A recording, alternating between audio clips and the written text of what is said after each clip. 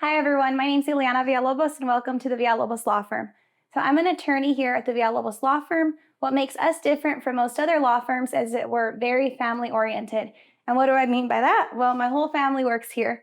So our law firm was actually founded by my mom and dad, Margie and Jesse Villalobos. They both met at UT Law School in Austin. They moved down to the Valley and then they started the Villalobos Law Firm. From there, my brother-in-law Dallas Gutierrez joined us.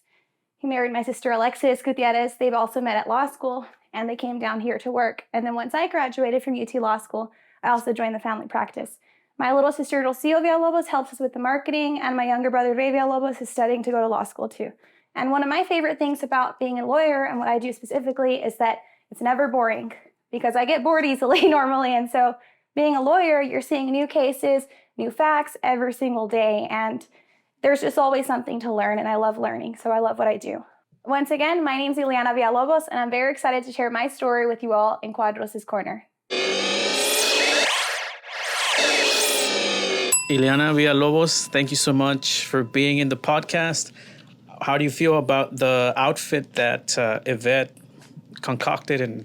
I really like it. So right now I'm 9 months pregnant, and I guess I'm not really great at putting things together for myself, but Yvette did an awesome job. Came in here, gave me a couple of different options right away, and I loved all the options, but I think this one was the best one for today's. And of course, we had help from your sister, Rocio, on the bow. Yeah, Rocio took a couple tries, but she got the bow down. Yes. So how are you feeling? How you doing about being pregnant? Like, how has the journey been? Honestly, I saw a TikTok that was kind of funny earlier, and it was exactly the way the experience has been. So it was a picture of some girl that was like dying, and she's like, this is how I feel being pregnant. And then like a really angelic picture of her maternity thing, and she's like, this is me telling people I'm pregnant. That's been my experience. It's been very exhausting, to be honest. I've never had anything like this before. It's just like your body is doing things that you can't control, and so it's just so different. But I mean, I'm almost at the end. So you have a person living inside you, so you know that's obviously gonna. You're not only eating for one person; you're now feeding a whole baby. So that what are the so you have like munchies, right?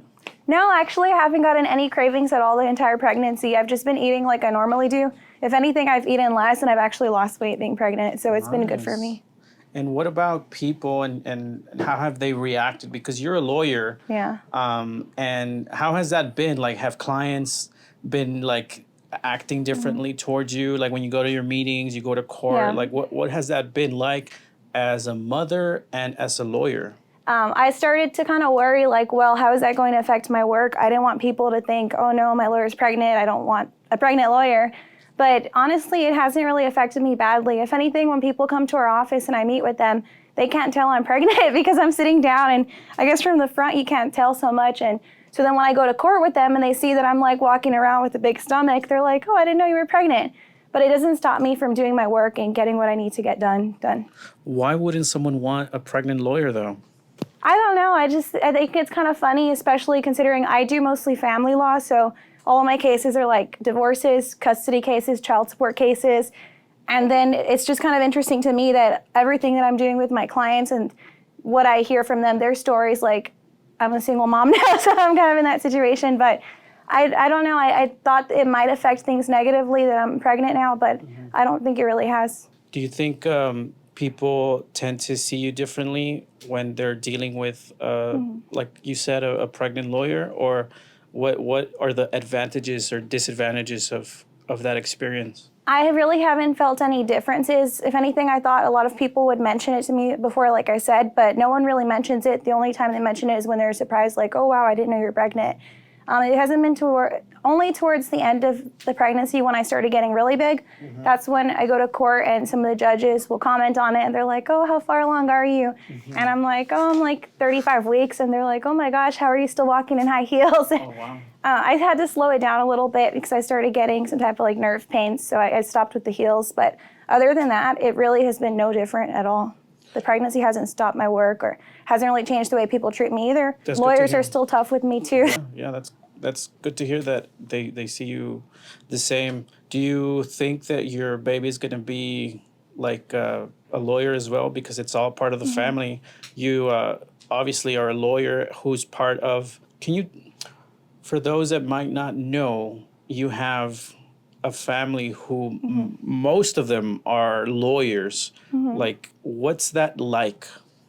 Yeah, so I'll go through which of my family members are lawyers first to kind of give background. My dad was the first attorney in my family. He went to UT Law School in Austin.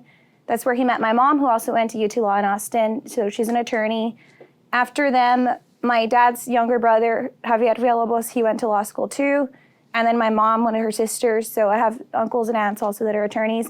And then as far as the kids, my older sister wanted to be an attorney, I think, for a long time. She went to law school.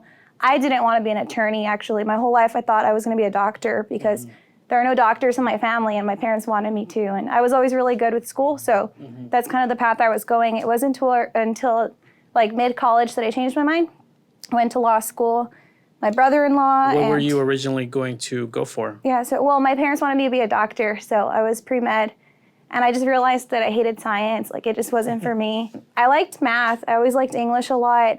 I liked most of the subjects, but science, I didn't like the memorization. I've always been someone who is better at just self-learning and then learning concepts instead of memorizing. So anytime I had to memorize things like in biology, I was like, this is just not for me. Yeah. And I changed my mind. But yeah, a lot of my family, they're attorneys. We all work together at our office, the Villalobos Law Firm. I guess like the way it is with my family, everyone's very opinionated. I guess that's one trait, that's something a little different. You're all family, so there's like a lot of trust, I imagine, obviously. Yeah, everyone, yeah. How Suits, the movie Suits. Yeah, and I mean, we talk about our cases a lot. Sometimes, like, some of my sisters will get annoyed and they're like, can you stop talking about work? Because even after hours, we were just discussing all the cases. Some of the cases, like, I can't stop thinking about them because there's some, like, crazy situations. And I'm like, oh my God, what am I going to do? So I'll ask my family members for their opinion, or sometimes it's just really weird situations and kind of, I guess, funny, interesting, dramatic stories. So I'll tell my family about that too. And so it's just, work is like there 24/7, basically on my mind. So like, do you think that's an advantage? Yeah, I definitely think it's an advantage. I know sometimes for like younger attorneys especially, it can be difficult when you start off. I hear from a lot of people that the first like 5 years that they don't really know anything when they're attorneys because you're just learning, and a lot of what they teach you in law school, that's not really what you're doing in real life as an attorney. So it's just like nonstop learning. And so when you do have that family there, my parents have been licensed attorneys for like 34 years each. When you have that kind of, I guess, mentorship and that access to that kind of resource, it really helps a lot. Doesn't necessarily mean that they do all the work for us. Of course they don't. I have to do all the work myself, but it's always nice to have someone to kind of bounce ideas around, or if you're kind of stuck in a certain thing that you're like, okay, I don't know how I'm going to get over this issue for my client, they can tell you based on their experience what they've seen or what you could potentially do that's a little bit different. So it does help a lot. So it's literally like your last name, a wolf pack. Yeah, Villalobos. That's why we put the wolf logo on everything. It's the House of Wolves, and yeah, we have our wolf pack. And tell me about your childhood, because I imagine having parents who are lawyers means that when you were smaller growing up, they would tend to always be busy with work. And I'm imagining maybe they took you to work, maybe to court. Can you tell us a little bit about how it was growing up in a family of lawyers? You know, honestly, growing up with a family of lawyers, I don't think it was any different than growing up in any other kind of family. During the day, we're just at school, just like my parents are just at work. After that, when we would all get together, I would hear my dad talking about his trials and about his cases. Other than that, it was no different. I didn't really go to court a lot with my dad. Again, I didn't have a big interest in being an attorney when I was younger. I think my older sister did. And so I didn't, even when I was younger, I didn't really know what my parents did. I knew they were lawyers, but I didn't really think about, okay, what does a lawyer actually do? So. When was it that you were like, oh, so that's what they do? Probably in college, because that's when I started getting an interest in it. Before that, I really didn't care what my parents did. I just wasn't interested in it. I wanted to be a doctor. But in college, I changed my mind. I started working at the office and going to court with my dad and then kind of seeing what he does. How old were you when you decided to be, change courses from studying medicine and trying to be a doctor to like, hey, I want to try doing something else? Like, can you guide me through what you were thinking? Were you, in a way, maybe like, oh, I don't know if this is going to hurt me? Were you afraid to start over? Like, what was that process like? Yeah, so like I said, my whole life I always thought I was going to be a doctor because my parents wanted me to be, and I was always one of the top students in my class. I really liked school, I liked learning, and so that's just what my sole focus was. Okay, I'm going to go to medical school one day. In college, I was pre-med for 2 years. The first year, and I was always super on top of everything and researching everything that I needed to do so I could make sure that I was on track. And so the first semester of college actually, I volunteered to start researching with my chemistry professor. So I was with him for a whole semester. I was also doing a lot of volunteer work at the hospital, at different hospices. Second semester, I got an internship at the Women's Hospital, DHR. I was just doing everything that I possibly could that I thought you needed to do to get into medical school. And I'm sure those are things you do need to do because it's very, very competitive. I was making all A's, just so focused on medical school. And about, I think, the second year of college, halfway through, and I was just going at 100 doing all these things. I started, I think it was actually one time when I took a test, and I didn't even have to do anything with like science or medical, anything. This was like a basic test that I had to take in, I think, history part 2. At the time, my boyfriend told me, oh, this professor's super easy, take this class, just get it out of the way. Yeah. And I remember we had to read 2 small books about Abraham Lincoln. What was this class again? It's history. This is like one of the basics. Okay. So we had to read a book about Abraham Lincoln and George Washington. And so I read both of those books, took the test. It was 5 questions, and I got 2.5 out of the 5 questions. So I got a 50%. And I remember that just made me like spiral because I had never failed a test in my life. Really?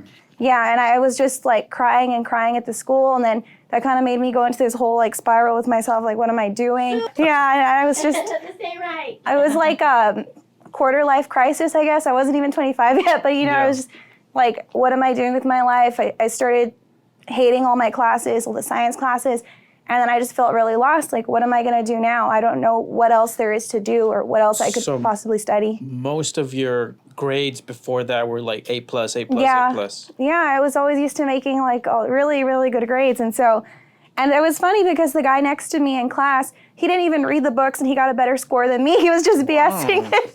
And so, I mean, that happens sometimes, right? But I think that was just like a triggering event for me. And I actually had read the book, but it was just a triggering event where I was just like, okay, I'm not happy with what I'm doing right now. I need to figure out something else. And so what I did at that point, I was still making good grades in all my other classes. And I was like, well, I don't know what I want to study now. I Googled like, what are the different, I guess, degree options, and then I didn't know what major to switch to because I knew I didn't want to do biology anymore. So I Googled like what majors do best on the MCAT and then the LSAT because those are the tests you need to take for medical school and then law school. And I started thinking about that. And so engineering was really high up there, but I knew I didn't want to do engineering. Most of the classes, it was all guys, and I just didn't want to be in that environment, honestly. Right. And then chemistry was up there. I liked chemistry, but I just wanted to get away from science. And then economics was pretty high up there too for top scoring. I didn't really know anything about economics at the time, but I was like, okay, well, I'm gonna try it out. So I switched majors to economics. I started working at my parents' office, and this was again like the second year of college. So I think I was like 19 or 20. I started getting involved with the pre-law group there, the mock trial group, and I just kind of went off from there. I realized that I really liked it, and I stuck with it. So you said a lot of interesting things there, but let me go back to first about this test that you got a 2.5. Yeah. So this was a history quiz or exam, right? So how was it that this history quiz made you feel like, I guess, to like see a little bit more like, hey, what am I doing with my life? Why was it that this history test that had nothing to do with like being a doctor, biology, or anything why did that affect you the way that it did? Was it kind of like, I don't know, like take me through that? I think, yeah, exactly, a trigger. I think it's just when you're so set on something with your goals and you're just like expecting perfection from yourself. And remember, at that time I was like 18, 19 and doing so much research about what do I need to do to get into medical school. I was not necessarily afraid of failure because I had never failed before in my life academically, but I just wanted to make absolute sure that I was doing everything right. Okay, so your goal was to like, hey, I'm going to take these classes in order to get to medical school. Yeah, of course, that was the goal, to make all A's as much as I could, and I did pretty much for the most part. And then, again, the research with my professor, internships very early on, volunteering everywhere, and so I had very high expectations for myself. And I think when I failed that history quiz or history test, it was a trigger for me. I just felt like a failure.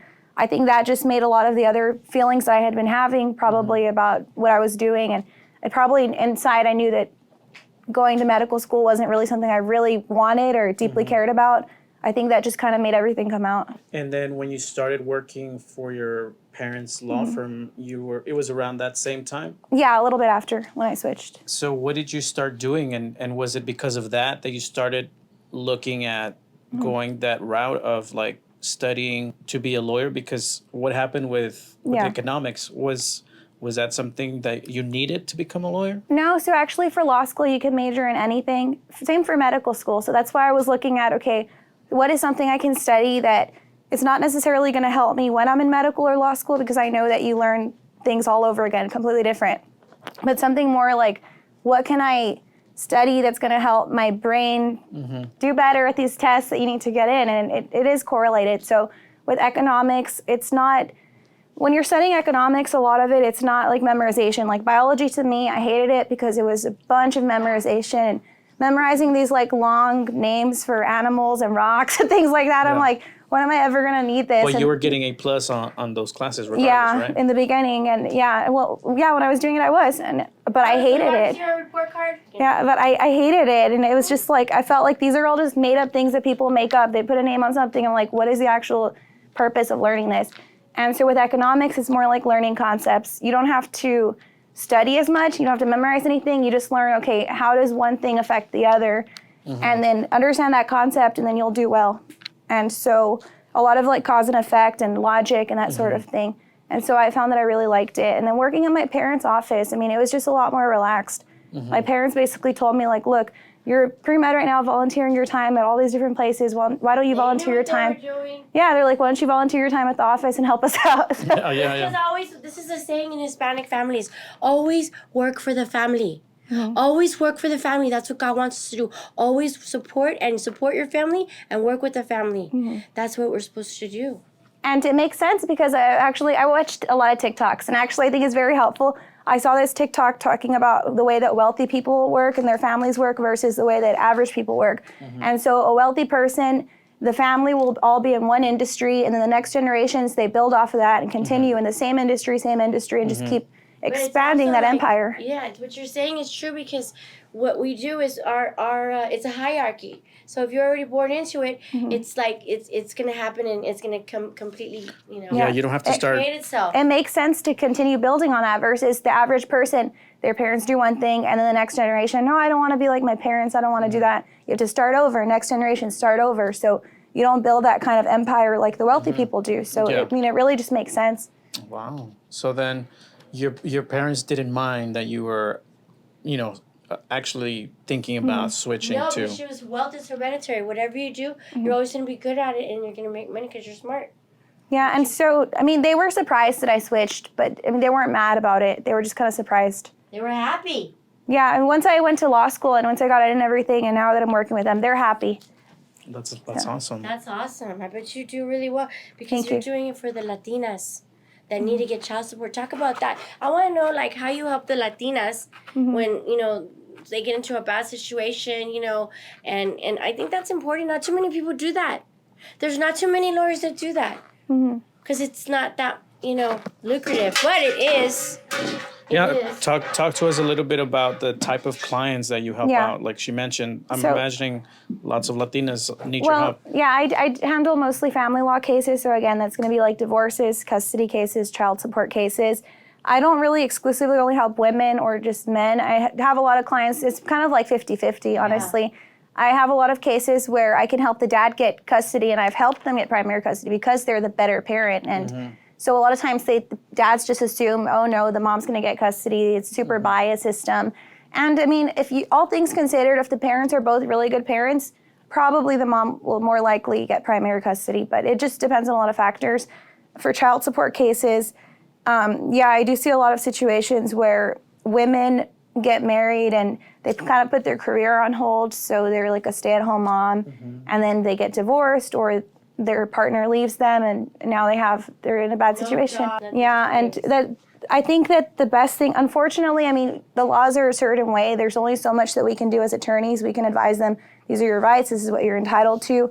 But this is something that I always try to tell young girls and just women in general. That's why you have to make sure that you have an education or you're able to be independent and support yourself, because you never know what's going to happen. I mean, you could marry the nicest guy and then be with him for like 20 years, have kids with him, and then, I mean, you just never know what's going to happen. And then bang, they change. Yeah, exactly. So you always have to just make sure you have yourself set up to where you have skills that if you need to go back to work that you can, to where you've built something for yourself, to where you've learned, educated yourself, and that way if you have to work that you'll have no problem. I think preventative is the best thing that you can do. Love that. And I've also seen that you've been very active on social media. Obviously, your family also helps you with that. Rocio, your sister. Can you also talk about what it's been like putting yourself out there, making videos, being on social media? Has that been easy for you, been natural? What's that been like? Yeah, so when I graduated law school and I got involved with my family and we started all working together, I definitely thought, and my family wanted us to kind of push more on social media about the younger attorneys, which is myself and my brother-in-law, Dallas. We started doing a lot more videos. I started getting really involved with the community, and at that time I was super involved with the community. I was on a lot of different boards, going to all kinds of networking events, and trying to post everything and just kind of get exposure and get myself out there. I think my approach for social media, I know there's a lot of attorneys that use social media in their own different ways. I think that the best thing that you can do is just be yourself and show yourself as much as you can and what's important to you. So for example, with me, what's always been really important to me is education. I always talk about how important school is and learning and just having those inner values for yourself and building that value with yourself. So that's why all of my videos pretty much, or anything I post, I try to educate, whether that's about family law or anything else that I think is important. And I've seen you also, like you mentioned, you network a lot. You go to you're involved in the community. And can you talk a little bit about the responsibility as a lawyer, being a part of all these types of educational movements, like the literacy movement that you guys are doing with the South Texas Literacy? And I know that you've been part of a lot of other organizations. How do you hold like a higher responsibility? Do you see yourself with that responsibility as a lawyer? Can you talk about that? Yeah, well, I'll talk a little bit about some of the organizations I was involved in, and then I'll get into that. So when I first, again, got out of law school, I tried to meet people. And so I joined a lot of women's organizations. And I really enjoyed that because I got to meet a lot of women who were hardworking in the community in all different industries. There were some attorneys, but it was really just a variety of different industries. And so I got to meet a lot of people, different businesses, and just good role models. A lot of the women were older than me, and I was one of the younger ones. But it was really cool because I can learn from those women and see that they're successful and see the kinds of things that they did to get to where they are in their respective industry. So I was involved with the Hispanic Women's Network of Texas. My sister Rocio is still on the board of that one. I think that's a really good one. The Organization of Women Executives, Fem City, McAllen. I can't remember all of them, but there's a lot of women organizations like in the a handful valley. of them, right? Yeah, and then for the nonprofits, I was involved with South Texas Literacy Coalition, networking groups, the Hispanic Chamber of Commerce down here in the RGV, and National Hispanic Professionals Organization. So each of these groups, they have their different purposes, and I think it was nice that I got to try out a little bit of each one. Some of them have a lot of overlapping like people who go to them, but it's also nice to see like the different vibes and see the different, I guess just the different people that you meet. The more people you know, obviously, the better. I think as attorneys, now that I'm getting more involved and trying to kind of meet more attorneys, or when I work on more cases, of course, I'm meeting more attorneys because I have more opposing counsels and kind of learning their styles. So it's good to kind of branch out, and for that reason, and then also just getting to know the people in your community, I always think that's a good thing. And just with work, sometimes as an attorney, you're so focused in on what you're doing every day. And like I said earlier, the work, sometimes it just doesn't leave your mind because your clients are calling you all the time, or every day there's something new, or there's like an emergency every day, or you're dealing with the same people that you see in court all the time, the judges. It's just like nonstop. It's like a 24/7 thing. And so by getting out of that and going to these community events with people from different industries, I think that even for your like mental health, that is good for you to be able to kind of take a step back and socialize with normal people. Nice. You were talking about how education is very important. One thing that I've always wanted to know is like, when do you have to go to court? Because like, let's say, for example, do you deal with like car crash, like personal injury as well? Yeah. So let's say someone crashes and someone else was responsible, right? What determining factors have to happen in order for you to go to court instead of just like getting the insurance company to pay you and then give that payment to your client? What has to happen in order for you to actually go to court? Because like in most movies and series, you always see the lawyer in court. Like, you know, what has to happen in order for you to go to actual court? Well, there are so many different practice areas in law, so it kind of just depends. With personal injury specifically, a lot of times you try to get a settlement with the claims adjuster and you're talking to the insurance company. Of course, if they don't want to give you a good offer, then you could always try to go to court. And that's when you have to open up a lawsuit. And like, first you open up a claim, try to work it out with the settlement, with the adjuster. If they're not giving you an offer that you think is fair for your client, then that's when you would open up a lawsuit and go to court. And then for other cases, I know like in TV, you always see people that go to court, lawyers are always in court, and it's all this very dramatic and everything, right? Yeah. And the reality is it takes a while. It just depends. Like with family cases, for example. So I do mostly family law. My brother-in-law, Dallas, handles most of the criminal cases. He goes to court every single day. I go to court a couple times a month. It just depends. And the reason for that is that with like criminal cases, you have certain hearings that you have to go to, and it's the same thing over and over again. You have the arraignment, which is the initial appearance where you say whether you're guilty or not guilty. And sometimes you can get the whole thing done that day. If you want to plead guilty that day and you get a good offer, you can just get it done and plea out that one hearing. And then you have another hearing, which is like, you can have a pretrial hearing where there's like an update to the judge. Is there more evidence that you'll need to wait for? The discovery, do you need trial dates or whatever it is? Trial, some different motions that you may file, like a motion to get a bond or whatever it is, that's going to be criminal. So it's a lot more frequent. Versus the family cases, the way you start off is that, you file like a petition for divorce. You have to get the person served. There's a certain timeline for that. And then depending on if that person hires an attorney or if they contact you or if you can work something out, you may not even have to go to court because it's a lot of just negotiation and discussion, sending documents to each other, like financial things like bank statements, wages for child support, deeds to figure out the property. And in Hidalgo specifically, there's local rules that you have to mediate a case before you go to court and have a contested hearing. So in that case, like even going to court is going to take even longer. Yeah. So when people are like, well, when are we going to go to court? I want to tell the judge this, that. It's a process. So with family cases, a lot of it is like behind the scenes types of things.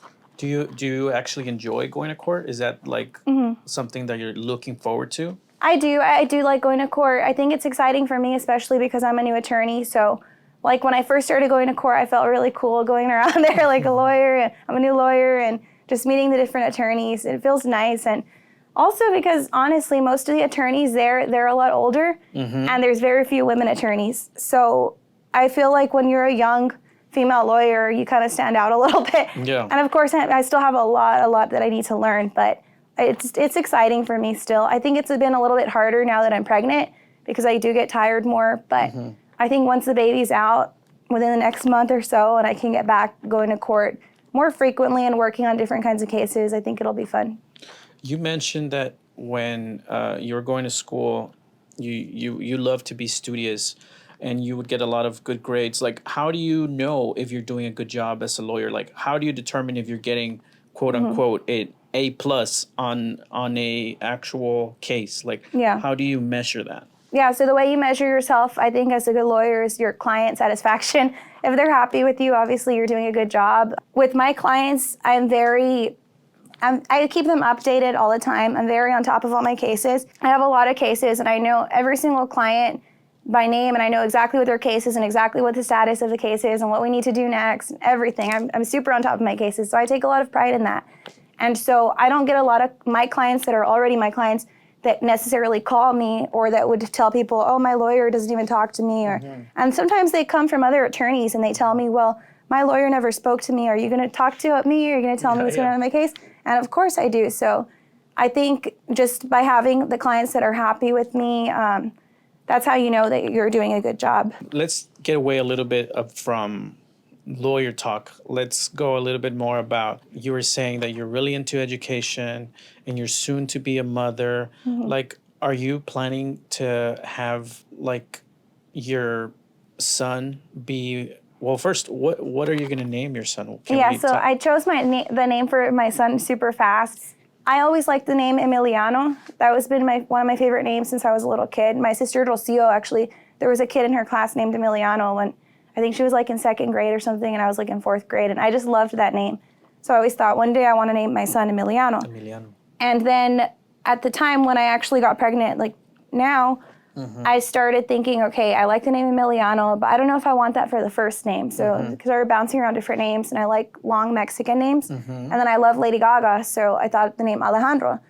And I was like, Alejandro Villalobos, that sounds nice. And oh, he's gonna be a lawyer. Yeah, I hope so. Alejandro yes. Emiliano Villalobos. So then I was between Alejandro and Emiliano, and I was like, you know what, I'm just gonna put both of them. So nice. My kid's gonna have like one of the longest names ever, but his name's Alejandro Emiliano Villalobos. I love it that it's gonna be your last name.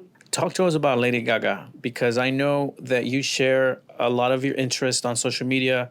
I know that you're very into Disney and that you love Lady Gaga.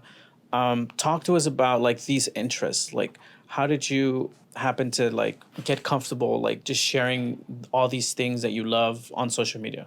Yeah, I think again with social media, I kind of grew up with it. Like when I was in, I think fourth grade, I don't know, I was like 8 years old or something. And my sister Alexis, she's 2 years older than me. She was 10. She had a friend who was like 11 or 12, and they were all on MySpace. And so I would always copy everything my sister did when I was little. So I got on MySpace too, and I was like 8 years old. And so after that, I know people got onto Facebook. I was on Facebook, Snapchat, Twitter, like everything. So I've just grown up with it pretty much my whole life. And I've also been someone who's always like a real open book.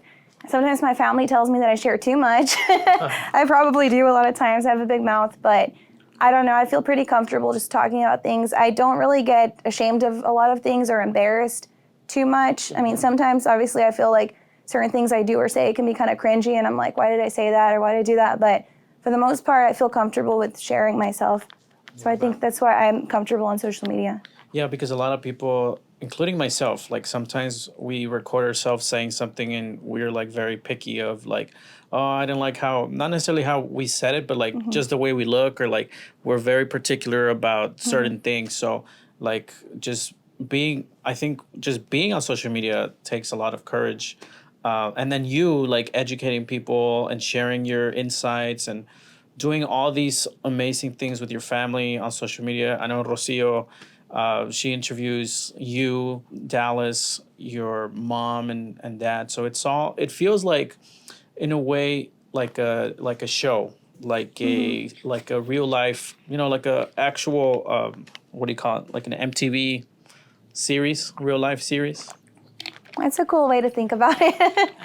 Yeah, I mean, again, I think my sister Rocio, she has a background in marketing. So I know she was working at UTRGV with the newspaper and the magazine, and she was doing journalism, and then she was a reporter, and then did PR for the hospital, and now she's working with us. I think she does a good job at just showing our family off and kind of personalizing it, because we have worked with different marketing people in the past.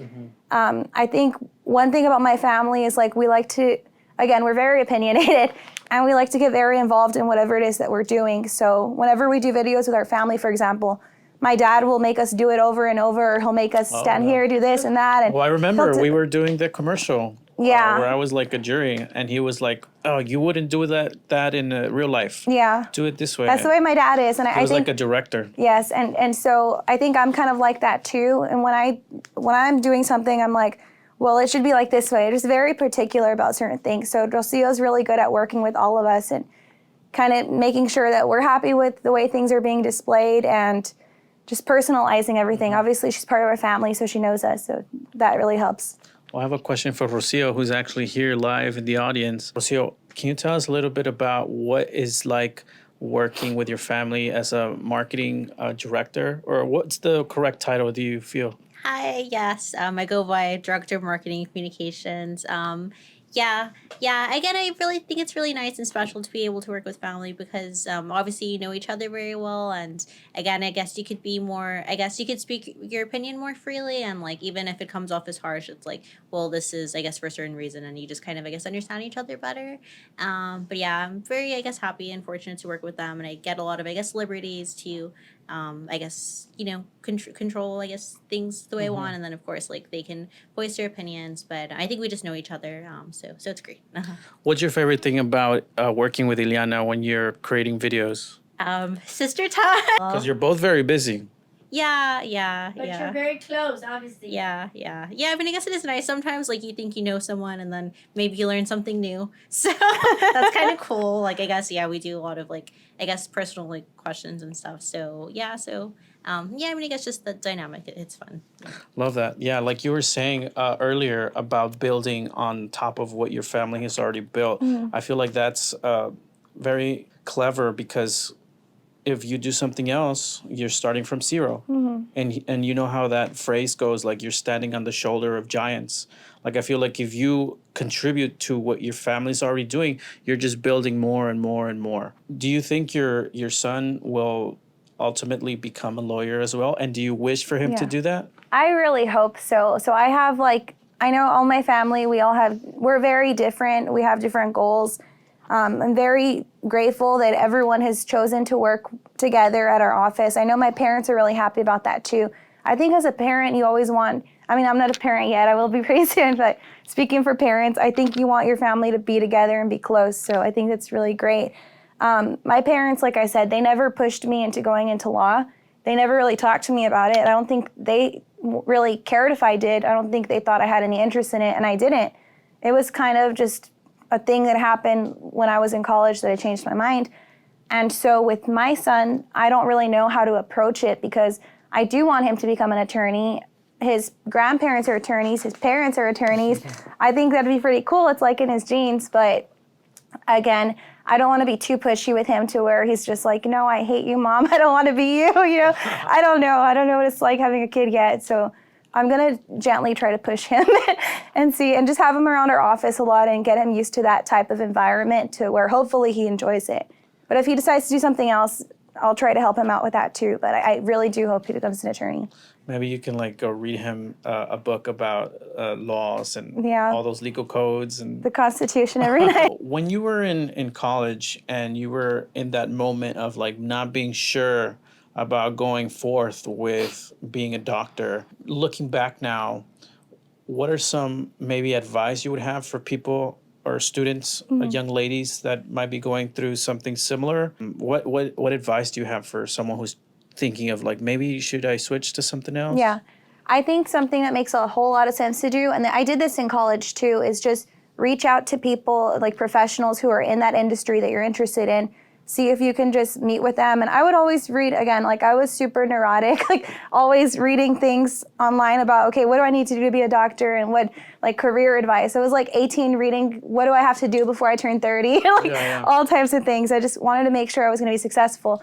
And so a lot of different forums would talk about reaching out to someone as a mentor, just asking them for coffee, asking them about questions about what they do. And I did that. So when I was pre-med, I had reached out to some of the directors of different hospitals that were women specifically, and I had met with them and asked them about what they do and how they got into that healthcare industry. And they weren't necessarily doctors like I wanted to be, but they were still in healthcare. And so I got to see a different perspective too, you can still be in healthcare, but on the business side, and how did they get into that, and different career paths that they had, advice that they had. I read a lot of books also about career advice for young women, and I think just the best thing is just reaching out to someone who's doing that so you can see, maybe you can shadow them and see, is this something that I actually feel like I would enjoy doing? So when I was interning at the women's hospital, I got to see a lot of deliveries, right? When they were doing the C-sections and delivering the babies. A lot of the doctors were kind of negative, to be honest. They were like, oh no, you don't want to be a doctor. And I mean, that was obviously kind of like a vibe kill, but that's not why I chose to not pursue that. But it was still interesting to see what they're doing day to day and their perspective on it. I think just reaching out to people in that industry, that's the best advice. I think most of the time when you deal with someone who tells you, and I'm not saying this is the case for those doctors that were negative about it, but when you reach a roadblock, like someone telling you, no, you don't really want this, like maybe I think it could be a test of like, if you really want it, then that's not going to matter. Yeah, exactly. And I love that you said that when you were younger, you were researching how to be successful. How did you get that mentality? How did that come about? Yeah, so I think that a lot of my academic success and the way, like my mindset and my drive to work hard, it's just come from my parents, from seeing the way that they are. And also a lot of this is from the way that they would talk to me when I was little. And this is something that I'm definitely going to use with my son when he gets a little bit older and I can start talking to him about these things. So since I can remember, like elementary school, my parents were always telling me, oh, you're so smart. They're always telling everyone that I was so smart, and just that was like my main trait from what I remember my parents telling me. I remember some of the parents and the teachers, the parents of the other students would say, oh, you're going to be president one day. And just like everyone knew that I was really intelligent. And I mean, I don't know, because obviously like I was a little kid, I don't know how smart I really was, but you know, when you hear it all the time and you just start to take on that, like, okay, I'm really intelligent, you take pride in that. So next year, every time you take a test, every time you have homework, every time you do anything, you're like, well, I'm smart, I'm going to do well in this. You have that pride in yourself where you just want to succeed. So I think that was ingrained into me at a very young age. So I always felt like I was going to succeed. It was just a part of me. Like academically, I knew I was going to do well. So I never had any fear about anything academically. I just thought, okay, I want to do this, so I need to do this to get there. So you had that like confirmation from your parents, your teachers, that you were like good and you were going to be doing great things, like that positive attitude. Yeah. Do you feel like you've carried that now that you're older? Like, do you talk to yourself, like, is that something that you have, because you were talking about mental health earlier. Is that something that is some part of your ritual, or does it come natural to you? What is that like? So I don't really talk to myself and like hype myself up. But I do think it's just so ingrained in me since I was a little kid. And that's why I think it's so important the way that you talk to young people. If you tell them like, oh, well, you're so dumb or you're so lazy, they're going to believe that about themselves and they're going to carry that with them for the rest of their lives and probably have to go to therapy and try to fix it later on. So I think this is just something that, again, was so ingrained into me that now I just do things without thinking about it. Like even now as an attorney, there's some times where I'll work on something or my dad will tell me to work on something and I'll tell him, like recently, for example, he wanted me to file a motion for a certain thing that he wanted to get done. And I was looking at the family code and I was like, Dad, I don't think we can do that. It's already past the deadline for that. So I showed it to him and he kind of got frustrated at me and he's like, okay, well, I told you to do that. Just do whatever you want. That's just how my dad and I kind of are dynamic sometimes. Yeah. So instead of me just being like, okay, well, I knew that it was past the deadline. I saw the rule. Right. But I was like, let me see if there's another way I can get around this obstacle that we missed the deadline and see if there's another solution. And so I spent, after work, it was like, I was at office until like 7 o'clock that night, looking over the family code, and I figured out, not like a loophole, but like another way of looking at something that was authorized through the code. Of course. And so I worked on that, and I prepared the motion. It was very detailed, and I sent it to my dad. And then my dad emailed me back. He was like, good job, with a smiley face. And Nice. So I sent it to my family, and they were all laughing at me. But I mean, it was just like finding a way around things and just making sure, like you don't give up. So having that mindset, like, okay, maybe I'm stumped here, but I'm not going to give up. I'm just going to figure out a way around it. And just doing that subconsciously, like without even thinking, oh no, like I'm telling myself I'm smart, I can do this. No, like it's just something I do. It's just natural because you grew up with that sort of environment, right? Looking forward, maybe like let's say 10 years, how do you see yourself as a mother, as a lawyer? Do you have any visualization of what things might be like in a couple years from now? Yeah, so in 10 years, I'll be 37. I think career-wise, like I really just want to build our law firm. That's my goal. I just want it to be very organized. I want to build systems, and I've built a lot of systems into place the last couple of years since we have more people working with us, so we need to get really organized. And I'm huge on getting things organized. Like that's such a big trait for me. And I just want to expand our name, get my family's name out there more. And of course, for my parents, like I have a lot of pride in our name, Villalobos. And I'm excited that my little boy will also be a Villalobos. So I always thought, like, when I have kids, I want them to have my name. I don't care what the dad says. And so, I mean, in this case, it just ended up happening. So he's going to be a little Villalobos. So definitely just building the law firm. And then as a mom, I just hope my kid is happy and healthy and smart. Love that. And I did want to talk about the name Villalobos. You have an uncle who is actually the mayor of McAllen. Is that something that you could see yourself in a future becoming like the mayor of a city, or maybe even politics? Yeah, so right now politics is not something I really think about a lot. Like I don't have a goal to become a politician, but I wouldn't close myself off to it, depending on what happens in the future, of course. But right now it's not something I really think about too much. My main goal is just trying to be a really, really good lawyer and building off of that, building a law firm.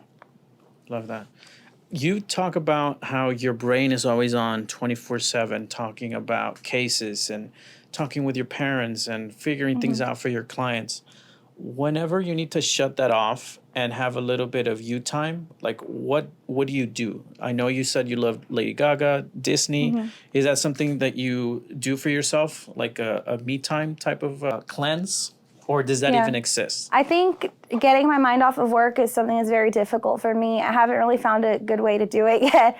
Honestly, sometimes like I'll stay at work late and then I get home and I think about the cases, or like I'm laying in bed and I think about it still, or I just go to sleep and start the next day. Even on the weekends, like I'll check my emails and message clients back. It's really hard for me to just turn it off, but I think it's just because right now, since I am starting, I'm so like trying to be on top of everything that I don't want to mess up anything. And I think maybe I overdo it a little too much.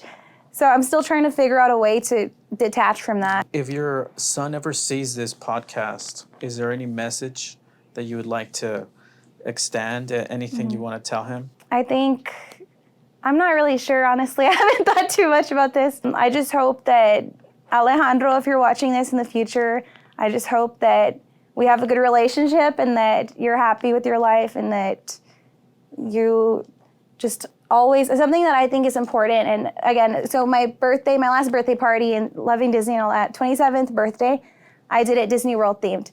And so something that I always talk about is like seeing magic in your life and never giving up that like childlike wonder. And even though there's a lot of bad things that happen in the world, ugly things and negative people, and again, as an attorney, there's a lot of negative people. I try to never let any of that get me down, and I still try to see the best in people and just like the beauty in life and the magic in life. And that's why I love Disney, and I still watch Disney cartoons all the time. And my room, it's like stuffed animals and Disney stuff everywhere. So I hope my son, Alejandro, I hope you also try to keep that magic in your life and the positive outlook and never just don't grow up, I guess. I mean, obviously grow up, get mature, but don't grow up too much. Remain kid at heart. And I always ask this question to my guests because obviously we're in the Valley, and there's this phrase, this very popular phrase, that's puro 956. What does that mean to you? And I love asking this question because everyone always says different things. So what does puro 956 mean to you? Puro 956. So that's not really a phrase that I use, but I do have a lot of pride in the Valley, and I think that more people from the Valley should be proud of it and should try to make it better instead of trying to escape. So when I went to law school in Austin, they split us up into different groups, and they would ask us about like our background and where we're from. And I remember one of my professors one time in the small groups that we had, they're like, "Oh, you're from the Valley. Isn't there like a lot of drugs and like cartel issues down there?" And that's what a lot of people know us for, unfortunately. But I think that if you move away from the Valley for school or whatever it is, it's important that you try to come back and bring that talent back down to the Valley and just try to make it better and just grow the Valley. Take pride in where you're from. Don't be embarrassed. Don't try to run away from it. It's not going to get better unless we make it better. So. Love that. Is there any final thoughts or anything I forgot to ask you that maybe you'd like to share with maybe your families is listening or colleagues, friends, anybody? Is there anything you would like to get off your chest? That's kind of like a deep question. Before we get to that, let me ask you something else. What do you think of Backdoor Modern Vintage? Yeah, so Backdoor Modern Vintage, that's where we are right now. It's very colorful. That's one thing I really like. I know when I came in and Yvette was asking like, well, what do you like to wear?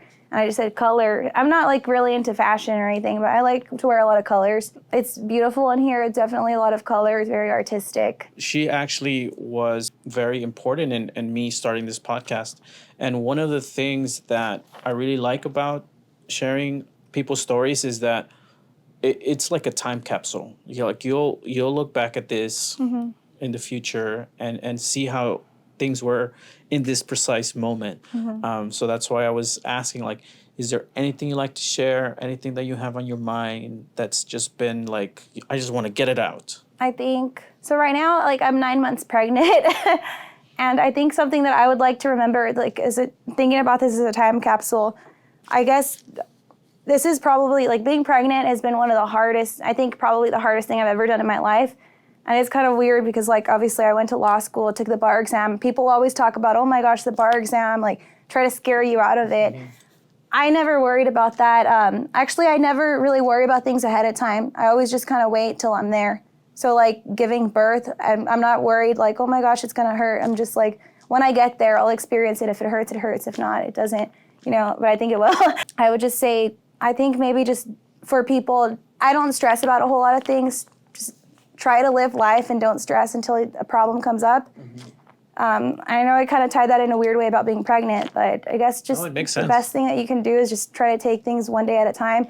I know right now for me, like, I'm just like, I cannot wait to have this baby because sometimes I just feel so miserable and exhausted and my stomach hurts and all kinds of things. But I also know that this isn't going to be forever and it's leading to something, which is me having the baby, and then I'll be really happy. And I can look back and think, well, I got through that really hard thing. So if there's more hard things that come in the future, I'll get through it too. Perfect. And what a great way to end, because, taking one thing at a time instead of looking at all the things that you have to do. And I love what you said, where, you just worry about what's in front of you and you don't really worry about or get stressed about the mountain that you have to climb, whether it's childbirth or being a lawyer or anything really. So I would like to thank you and Rocio for coming all the way over here on a rainy Sunday night and sharing your story. I really appreciate it. And hopefully, we'll probably invite your family when they see this. If they want to come, they're more than invited. They're more than welcome to come and share their story. So thank you so much. Yeah, thank you for having me.